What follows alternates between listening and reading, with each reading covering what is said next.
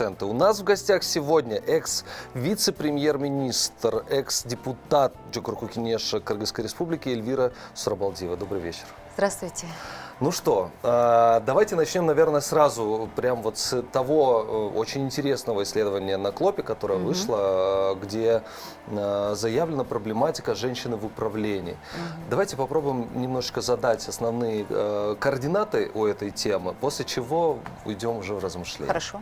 Пожалуйста. В двух словах, какова нынешняя ситуация и каковы основные, самые сложные части этой проблемы? Вообще, если говорить о женщинах в госуправлении в нашей стране, был выявлен такой интересный факт, когда женщины подают по конкурсу на государственную службу, практически 48% женщин проходит по конкурсу, то есть мы, скажем так, на равных с мужчинами, это почти 50 на 50. Мы достаточно образованы, умны, компетентны и профессиональны. Но если говорить о карьерном росте, то есть вот эти 48%, которые проходят, если говорить о том, сколько в итоге женщин поднимается по карьерной лестнице вверх, на самый верх, на самый верх я имею в виду руководящие должности, высокие руководящие, высшие руководящие должности и позиции, это менее 11%.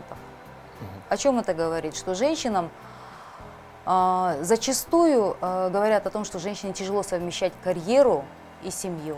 Говорят, что тяжело расти в силу высокой конкурентности, достаточно патриархального общества, нашего общества. Но это надо признать, так оно и есть. То есть в целом очень много даже не запретов, каких-то стереотипных мышлений, установок. Пока что, несмотря на то, что мы в 21 веке, у нас мир движется вперед, Кыргызстан тоже движется вперед. Какие-то все-таки минусы. Для меня это такой печальный факт. У нас нет ни одной женщины-акима, ни одной женщины-мэра, ни одной женщины-губернатора. Более того, даже те условно женские позиции заместителей по социальному блоку почему-то нынче занимают мужчины во многих областях. И в городах тоже. Но вот эти вещи, я думаю, все-таки и в акимиатах даже есть, да, нужно менять. Почему такая тенденция происходит? Говорят, что в сложные экономические, социально-экономические сложные периоды на замену приходят, то есть вот именно мужчины выходят вперед. Почему-то так говорят, да? Вот какие-то исторические свидетельства приводят.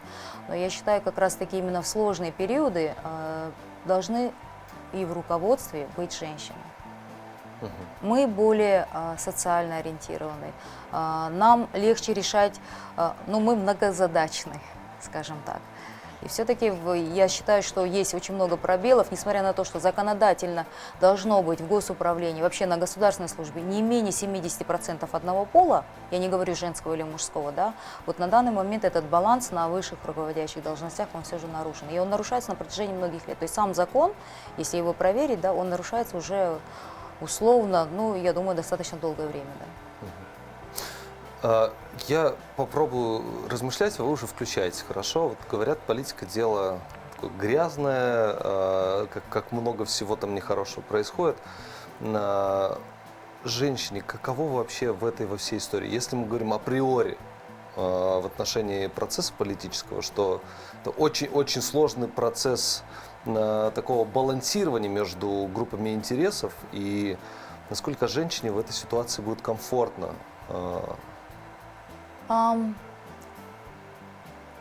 Можно я немножко подкорректирую и, удовольствием. наверное, добавлю, что грязными эти игры делают, наверное, именно участники этого процесса, вне зависимости, это мужчина или женщина. Сложно женщинам, да, вот есть фраза, которую я повторяю, зачастую привожу в пример, там, где мужчине достаточно выложиться на 25%, женщинам, к сожалению, нужно выкладываться на все 250%.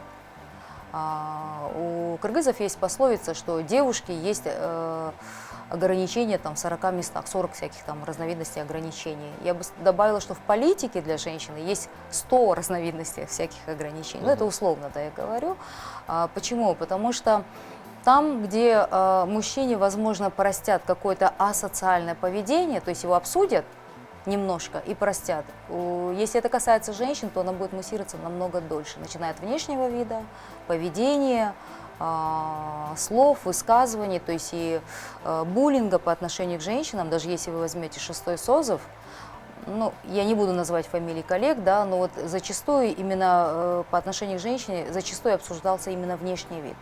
Хотя женщина, ну, она такая вот обычная наша, как бы, гражданка, да, ну, в смысле, имеется в виду депутат с обычной внешностью, но если что-то там или не так будет сделана фотография, да, или как-то не так ее выставят, и в соцсетях обязательно на это указывают, да. То есть очень много, я имею в виду, сложностей, с которыми женщине приходится сталкиваться. Потом, но мы все понимаем, что есть правила игры, неписанные, негласные мужские правила игры. То есть там, где мужчины могут пойти договориться по-свойски на какой-то закрытой, там, скажем, мужской посиделке, естественно, женщине туда доступа нет. А потом, по своему опыту я могу сказать, что первое время прихода в парламент, для меня 2015 год, это был первый мой год, когда я пришла в парламент в качестве депутата шестого созыва. Для меня это первый созыв был. И, наверное, года 2 я просто доказывала, что я имею право на свое альтернативное мнение, что я могу быть на равных, что вот этот эйджизм, да, есть, да, дискриминация, хотя мне, в принципе, я уже не юная девушка, но зачастую со старшими коллегами я сталкивалась с тем, что вот вы говорили, ну вот тебе еще до нас там работать и работать. При всем моем уважении к их опыту, это достаточно, ну, так сложно воспринимать вот, в плане конкуренции. То есть и они это тяжело воспринимают, особенно мужчины в возрасте, в силу патриархальных устоев. Женщине, особенно если женщина помладше будет, конечно, ей намного тяжелее. То есть стереотипов и установок очень много. Но мир движется вперед. Я настолько признательна социальным сетям. И слава богу, что они сейчас есть. YouTube, соцсети. Они делают абсолютно все сферы, которые у нас есть, они делают их абсолютно прозрачными. Вот эти все, как вы говорите, грязные политические игры, они заставляют всю эту грязь выплывать на поверхность. Очень многие вещи, которые, ну, будучи депутатом парламента, которые я озвучивала, в принципе, и мои коллеги, известные коллеги поднимали, и которые мы выносили на публику. Если бы не было социальных сетей, может быть, они и не муссировались, и тихо эти законопроекты принимались бы. И благодаря поддержке социальных сетей, масс и медиа вообще, да, вот это все активизировалось. То есть женщинам, это очень сильно помогает. То есть для нас это соцсети, это поддержка большая. Ваша оценка, все-таки, когда вы получаете обратную связь о том, что вот стеклянный потолок или какой-то буллинг, как мы его здесь обозначили, от кого он чаще звучит, от мужчин или от женщин? Ну, например, говоря о социальных сетях. Потому что то, что я знаю о буллинге, очень часто призывают к какому-то там покорности и смиренности именно женщины. Но надо признать, есть и от тех, и от других. В моем случае женщины меня зачастую поддерживают, но это, наверное, в силу как бы определенных качеств характера, возможно. Потому что как-то так, не то чтобы исторически обусловлено, да, вот часто же говорят, женщина не голосует за женщину. И след сразу же повторяет, потому что там они не любят друг друга, там это конкуренция, не солидарны. Я в это не верю, я считаю, как раз-таки женщины готовы поддерживать других женщин, но просто вот там есть сомнения в том плане, дойдет ли она до финиша, достаточно ли в ней сил и ресурсов дойти до финиша. То есть, чтобы не было там, то есть предметно, когда вы себя как бы позиционируете там лидером или определенные какие-то характеристики, там пытаетесь раскрыть себя меру, да, и вы должны тоже так же показывать, что да, я могу. И женщина, которой вы, то есть куда это вы все проецируете, женщины, они это видят. И, ну, это все меняется сейчас. Вот, исходя из вашего ответа, позвольте разовьем тему. Если женщина готова поддержку дать, то сформировался ли запрос? Сейчас модная вот эта вот история хайповая, там то самое умное голосование, когда группа интересов сознательно поддерживает нужного кандидата. Да? И как вы думаете, созрело ли сообщество женщин к тому, чтобы приводить на избирательные должности, и потом они, чтобы уже в свою очередь требовали назначенцев правильных и так далее? То есть прямым текстом, готовы ли женщины сейчас приводить к власти женщин? Есть ли запрос на это уже? Вы знаете, у меня опыт работы в правительстве и опыт работы в парламенте для меня лично отзывается тем, что очень много вопросов, я просто могу говорить только о себе и от себя, от своего имени, да, которые я озвучивала и которые, ну, как бы, и в ответ я получала какие-то отзывы от электората, слышала о том, что вот ну как это правильно озвучить, если в переводе с родного языка, что даже некоторые мужчины не осмеливаются поднять эту тему, а вы поднимаете и не боитесь поднять это в парламенте. Возможно, где-то отдельные наши коллеги-женщины были более бесстрашны, чем отдельные коллеги-мужчины. Я не обо всех говорю, не обобщаю, но я об отдельных личностях. И, возможно, все зависит, конечно же, от персоналей. Не просто вот нам нужна женщина, вот, пожалуйста, приведите какую-то женщину в костюме, а именно от персоналей, от личностных характеристик. Запрос в целом, все зависит от того, насколько вы готовы быть этой ролевой моделью. Есть ведь и обратная сторона. У любой медали есть две стороны. Это ведь не просто как бы есть бенефит, ну в смысле плюсы, но есть и обратная сторона в виде тяжелого такого, так сказать, эмоционального груза, прессинга. да, и прессинга. То есть вы все время, это вы как будто живете в аквариуме, все время идет давление. Общественное давление всегда с вами присутствует. И к этому любая женщина, которая идет на ответственные позиции, она, конечно же, готова. Вот я раньше просто очень много подшучивала на тему, в юности я удивлялась, почему многие женщины-руководители очень серьезные, вообще не улыбаются, носят, ну, примерно такой же пучок, как у меня, то есть у них закрытая такая прическа, очень консервативный стиль, они ярко не одеваются. А потом, уже придя на руководящие позиции, я стала понимать, что общество требует, чем выше позиция у женщины, общество более консервативно относится к вашему статусу. То есть от вас требуется прям вот быть, ну, мисс совершенства, да, миссис совершенства. Здесь позвольте вот на примерах. То, что я вижу о женщинах-политиках в Европе, абсолютно подходит под тот образ, который вы сейчас описали. То есть там тоже такая же история, что они вынуждены быть консервативными, или все-таки это их выбор, их решение, что общество нуждается в таком консервативном образе политика, который такой хранитель стандартов и традиций, да, в своем Я роде. думаю, все-таки в Европе вопросы гендерного равенства муссируются и обсуждаются уже несколько десятилетий, возможно, чуть больше, чем у нас, но мы к этому идем. Ну, я об образе. То есть вы говорите, вот консервативный строгий образ. консервативный То есть, образ. вот европейские женщины-политики, они ведь абсолютно консервативны по своему образу внешнему, по крайней мере. Я полагаю, что это запрос электората во всех странах. То есть вы должны быть не просто ролевой моделью, вы должны отличаться от обычной средней статистической женщины. Ну и вы должны оправдывать эти позиции, естественно. И я думаю, это стандарт, такой осознанный подход к имиджу. Если возможно ваше личное мнение на этот счет узнать, мне очень интересно, как бы вы оценили, дали оценку, скажем так, периоду управления страной Розы Исааковны. Вы понимаете, что этот человек пришел к руководству страной в самый-самый такой сложный послереволюционный период, и я могу с уверенностью сказать, что я вот участвую в тех митингах и событиях периода октябрь 2020 года, когда все-таки идет большой кризис, когда идет такой период турбулентности. Возможно, именно в тот период вот эти члены Временного правительства, там же было 5-6, порядка 10 лидеров, насколько я помню, да, видимо, я так полагаю, что мужчины не пришли к консенсусу при разделении власти. И, возможно, вот этим консенсусом оказалась Роза Исааковна на тот период. Мне кажется, именно вот в тот сложный период. Насколько ей было, надо отдать должное, это был очень сложный период, и она очень мужественная женщина в плане взять на себя ответственность именно вот в период такой вот серьезного острого кризиса. Это сложный период. Но ведь уровень внимания к стране, который она смогла завоевать, он потрясающий. Просто к это ее концу личные 11 заслуги.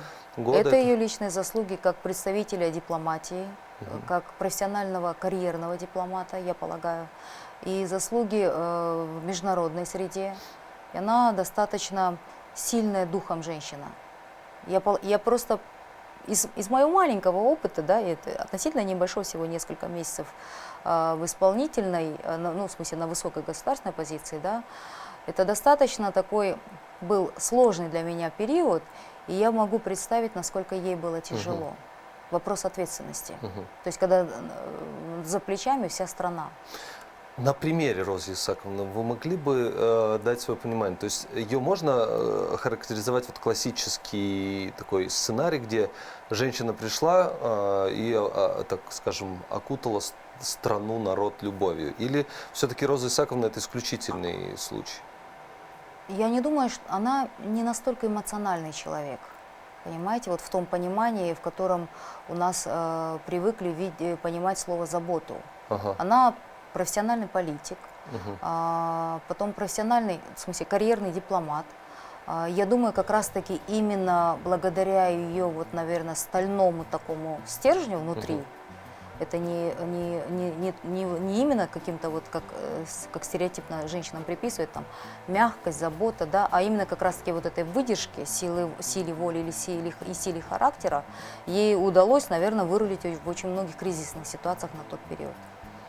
Но это мое такое субъективное. То есть вы все-таки к личностному, да, фактору больше склонены? Да. Вот как тогда женщинам Кыргызстана, ведь им придется очень сильно трансформироваться, чтобы соответствовать вот этому очень сложному процессу, который вы только что описали? Вы спросите всех экс-руководителей министерств, экс-вице-премьеров, Розу Исаковну саму, единственная наша экс-президента женского пола, как бы она себя характеризовала. И вот эти практически все женщины, когда будут говорить, наверное, это больше будет говорить о том, что все время нужна была выдержка, мужество быть сильной. От женщин требуется быть сильной.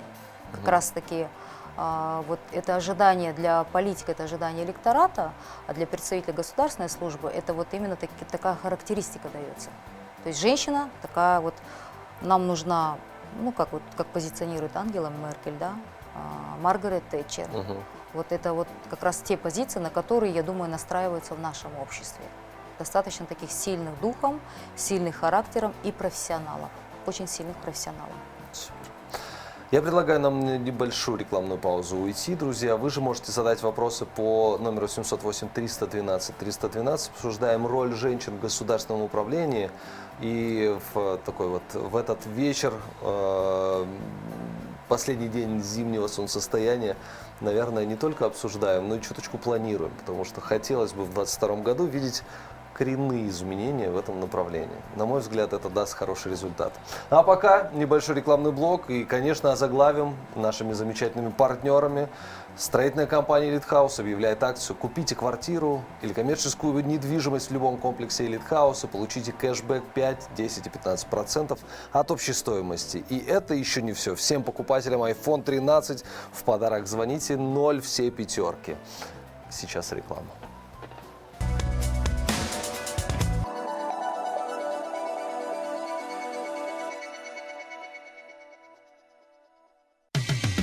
Дежурный по вечеру Сергей Долженков.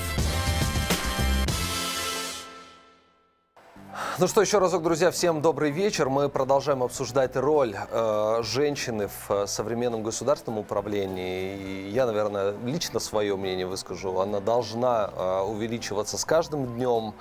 Хотя бы по той простой причине, что нужна забота обществу, нужна забота нашей земле и нужна, собственно, созидательная сила, которая не будет размениваться на какие-то личные амбиции или честолюбие. Я подчеркну, только мое мнение пока выразил, может не совпадать с мнением редакции. У нас в гостях Эльвира Сурабалдиева, экс-вице-премьер-министр, экс-депутат Джугурку-Кенеша Кыргызской Республики. Еще раз добрый вечер. Здравствуйте. Давайте продолжим размышлять.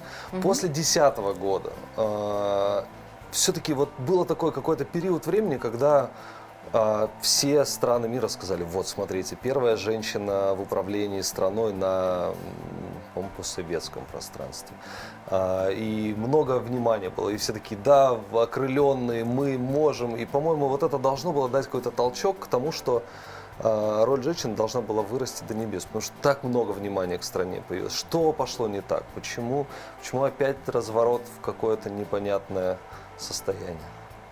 Я думаю, во-первых, Роза Исаковна, она действительно приложила много усилий для того, чтобы было очень, ну, как бы появилось большое количество лидеров. Вот, самим факт ее присутствия на этой позиции, он вдохновил, я думаю, огромное количество людей не только в Кыргызстане, но и вообще в Центральной Азии. Потому что это вот впервые в истории там, Центральной Азии на такой высокой позиции была женщина.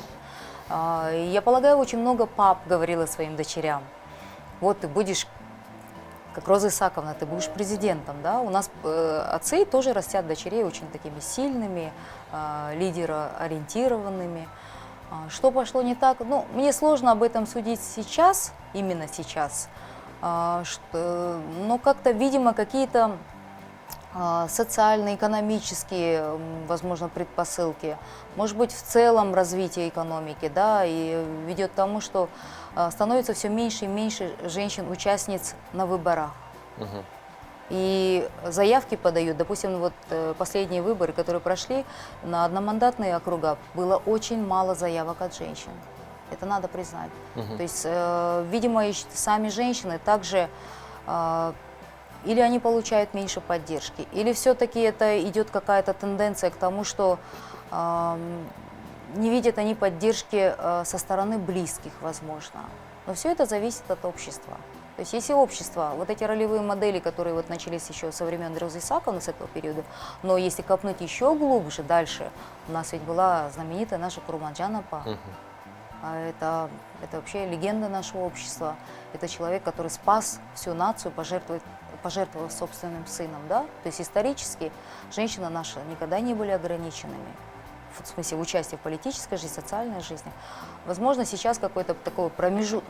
Я просто связываю все это с какими-то вот социально-экономическими там, кризисными периодами. Но сейчас запрос после каждого, вот как бы каждый раз, как шкала, количество женщин падает вниз, все равно она потом растет и идет вверх. Вот помните выборы 2007 года, да, когда в парламент практически не было ни одной женщины. Вот один из созывов, где вообще не было ни одной женщины, он ознаменовался периодом очень скандальным, где было очень много, ну, в буквальном смысле драк, очень много агрессии, эмоций. Слава богу, он недолго просуществовал, их распустили, да, но вот само присутствие женщины, оно, я думаю, все-таки ведет к конструктиву, к созиданию и к позитиву. Кто в этом виноват, мне сейчас сложно судить. Ну, В том, что с того периода идет уменьшение, мне об этом сейчас сложно судить. просто так, офф-топ, чтобы разбавить тему. Французы любят фразу «chercher la femme». Вот в контексте политического процесса, то есть нужно ли вот, женщина, искать женщину и действительно женственность, что она может привнести в современную кыргызскую политику? Женщины, по сути своей, созидатели. По сути своей. Если посмотреть и исходить я исхожу из своего опыта взаимодействия с женщинами, да, несмотря на то, что нас было несколько десятков женщин, мы были в разных партиях, когда вопрос касался гендера, детей, семейного насилия, да, мы объединялись. То есть в этом плане вот этот вот инстинкты поддержки, самосохранения, я имею в виду вот этой вот темы, да, мы друг друга очень сильно поддерживали. И мне кажется, в целом, женственность, это, наверное, уже как бы личное дело каждой женщины, как она хочет себя позиционировать. Ну, я женственность как энергия, наверное, имею в виду, что такая, вот вы часто говорите, женщине надо быть, а дальше слово, которое, по идее, абсолютно не коррелирует. Да? Мужественность. Женщине надо быть мужественной. Вот. Мы же говорим о женщине в политике. Вот я говорю, политика, если она станет более женственной, то какой она станет? Ну, такой... Дипломатичной. Дипломатичной.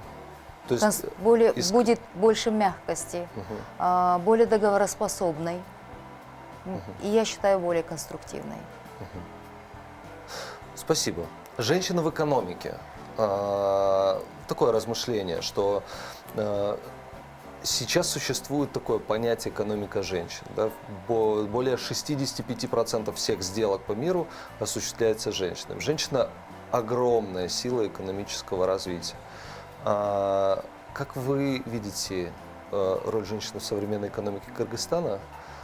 И как это может быть таким мостиком к переходу женщины уже в госуправление? Практически, я бы сказала, более 70% малого бизнеса в Кыргызстане – это женщины. Вся легкая промышленность, швейная отрасль – это женщины, 90%. Практически средний бизнес, я думаю, больше половины – это женщины. В крупном бизнесе, конечно, женщин поменьше. То есть так же, как и в политике, там более жесткие правила игры, все-таки патриархальные какие-то устои и вот стереотипность мышления, она влияет, но женщины там есть. И быть руководителем сейчас уже в топ-менеджмент проходят женщины. Потом, когда мы уходим к таким темам, как декрет, декрет это ведь не только женщина, декрет это также сейчас и мужчины уходят. Ну и если там и бывает и печальная ситуация, когда погибает мама, и мужчина тоже вынужден выходить. Да? То есть к чему все это? Да? Вот я думаю, все-таки роль женщин в бизнесе, она всегда была. С 90-х все женщины-челночницы, 90% были женщины. Практически все эти годы. И переход оттуда, вы очень правильно затронули, приходя в политику, очень важна финансовая независимость. То есть если женщина приходит с бизнеса, конечно, ей намного легче. Практически вот в нашей ментальности в большей части движимое и недвижимое имущество в семье оформляется на мужчин, либо на близких родственников мужчин. И если у женщины получается быть в бизнесе, быть независимой финансово, то у нее намного больше шансов быть независимой, также и прийти на политическое поле и быть независимым игроком там.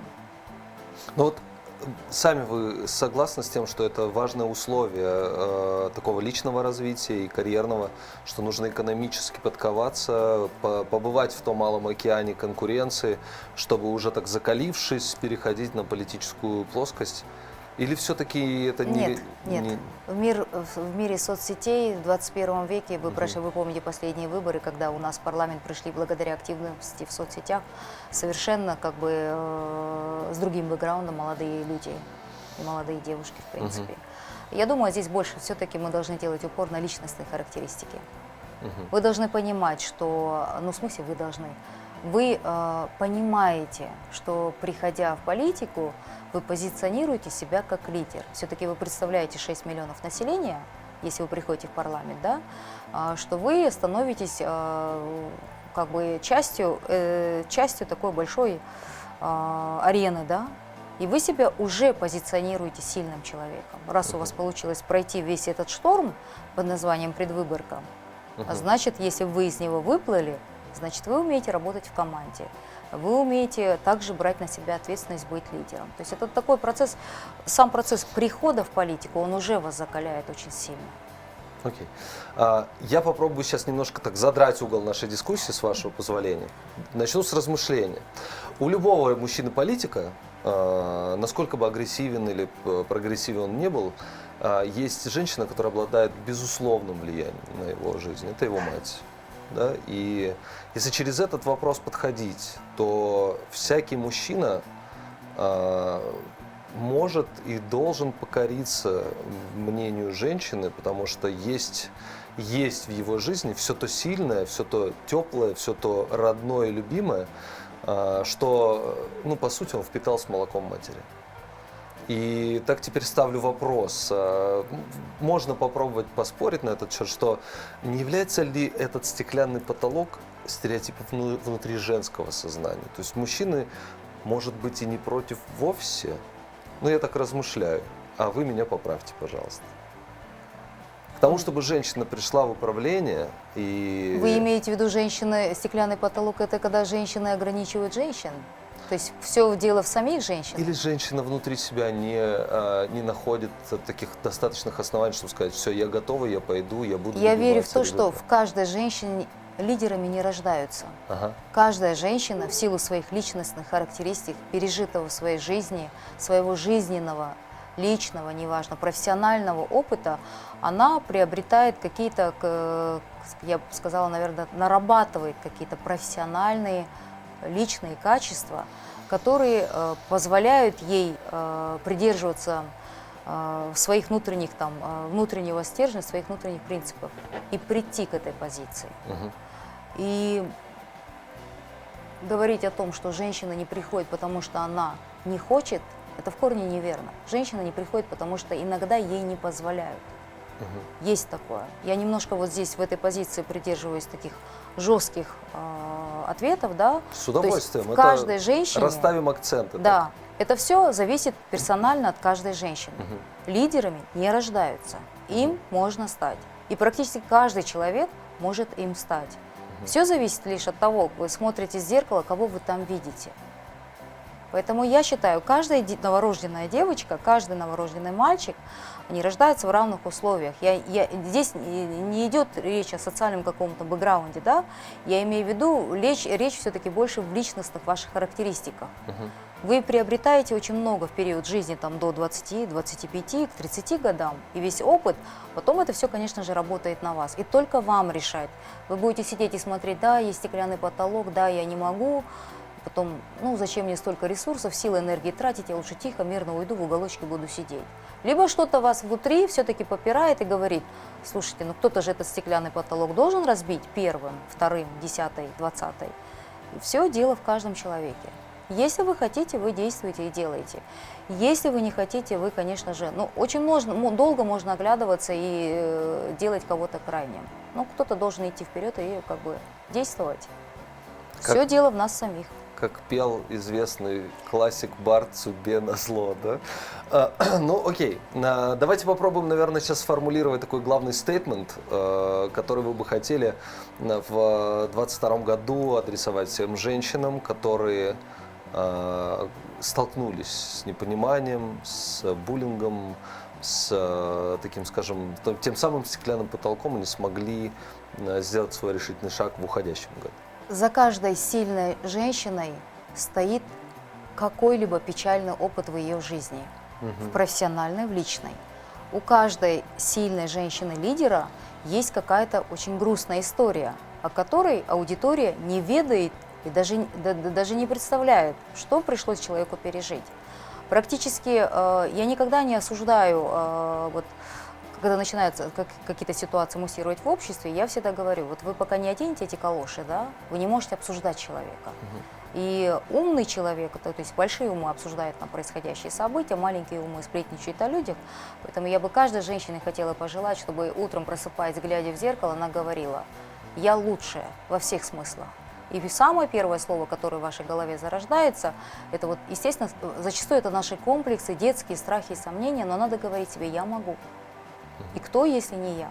Потому что за нами идет следующее поколение молодых девушек, девочек, да, которые будут потом тоже оборачиваться и говорить, вот за ними кто-то идет. Да? То есть мы должны быть, ну как должны быть. Это все зависит от того, чего вы хотите. Если вы хотите идти дальше развиваться, и чтобы ваши близкие девочки, девушки, бабушки, мамы жили в развитом обществе, каждый из нас должен делать свой вклад. В силу своих возможностей, абсолютно, и в силу своих желаний. У кого-то они небольшие, кто-то любит белое, кто-то любит красное. Все зависит от ваших личностных характеристик. Но невозможное возможно, как в той песне. Все зависит от нас самих. Верьте в себя. В первую очередь верьте в силу своего характера. Вам это ну, у меня с подругами была такая шутка. Никто не придет и не натрет твои глаза до близко, да? Это все зависит от того, в каком настроении ты просыпаешься, как ты видишь, стакан наполовину полон или пуст. Так что я всем желаю веры в себя побольше. Если следовать тому, что вы сказали, значит, получается, ваша история тоже во многом грустные вещи. Моментами, наверное, была драматична. У меня было очень много драматических ситуаций, о которых, в принципе, у нас такие стереотипы, да, принято не обнажаться. Вот. Но если заглянуть в такое внутреннее зеркало, практически у каждого человека есть. У меня их очень много. Я понимаю, что сейчас не тот день, когда надо прям вас приглашать к этой дискуссии, но возможно ли обсудить?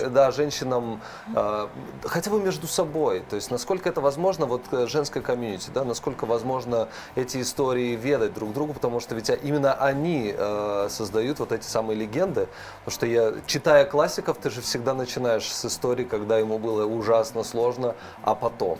Я верю в то, что только очень сильный человек может показывать, не бояться показаться слабым. Мгм.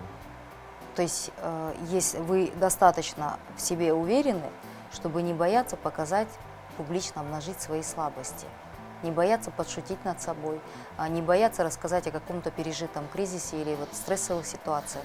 Потому что таким образом, ну, если вы лидер, на позиции лидера или претендуете на роль лидера, да, вы понимаете, что таким образом вы показываете остальным, может быть, менее уверенным в себе людям, что «Эй, я такой же, как и все вы, я такая же, как и все вы, я тоже много чего пережила. Не бойтесь, идите дальше, мир развивается, все будет хорошо».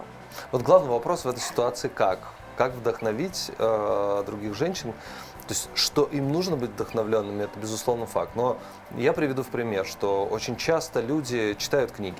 И в этих Так. книгах есть истории людей, которые становятся для них примером. Примером, ролевой моделью и таким светочем, да, на который они ориентируются в своих жизненных делах. Два вопроса. На кого ориентируетесь вы? И почему в нашей стране нету книг, написанных женщинами для женщин, чтобы их вдохновить на творчество, на экономические свершения, на политические победы и так далее?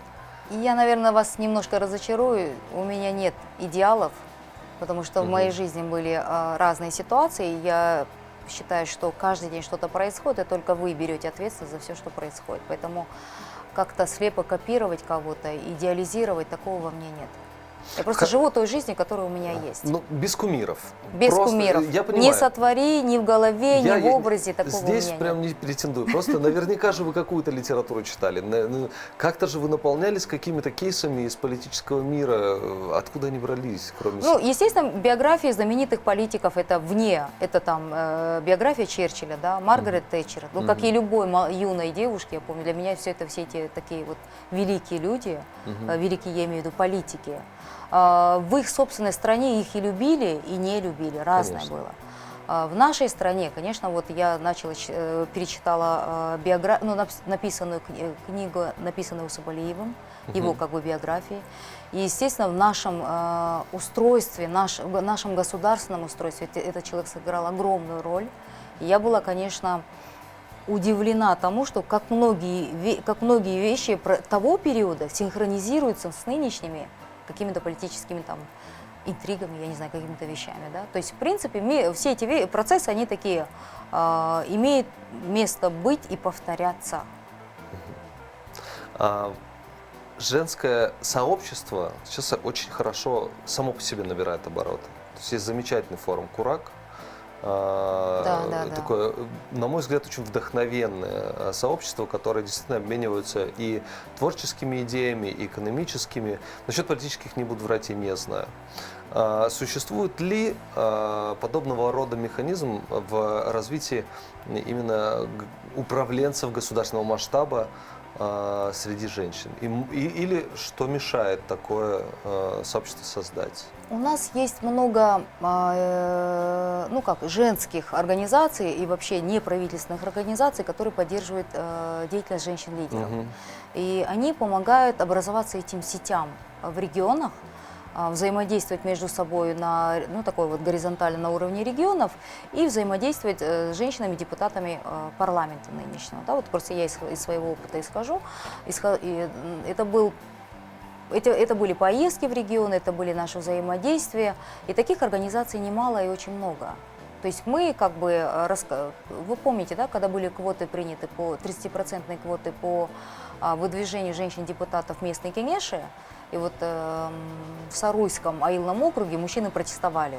И как раз-таки вот эти все женские организации сплотились, начиная с форума женщин-депутатов, сверху вниз, вот мы как бы растеклись, как-то, так сказать, в дружном таком порыве о том, что нужно защитить эту квоту, да. И вот здесь женщины объединились. То есть такие организации, но они больше не правительственные, не государственные. Государственной такой сети нету. Наоборот, Да. все больше вне-формально. То есть Курак, Да, ведь да, он да, же да, не да. НПО никакое. То есть это просто такое сообщество, которое задалось вопросом, да, женщина, давайте общаться. И как-то так здорово оно все пошло, то есть это очень органично и вместе с тем очень устойчивая форма, потому что все-таки неправительственные организации, у них есть и функция, и миссия, но есть какая-то зависимость от определенных ресурсов. А неформальное объединение, гораздо более такое сплоченное, и вот я об этом все-таки пытаюсь поразмыслить вместе с вами. Насколько это вообще возможно? У нас много разных ассоциаций, где собираются женщины. Ассоциация женщин, где в регионах на мини-уровне.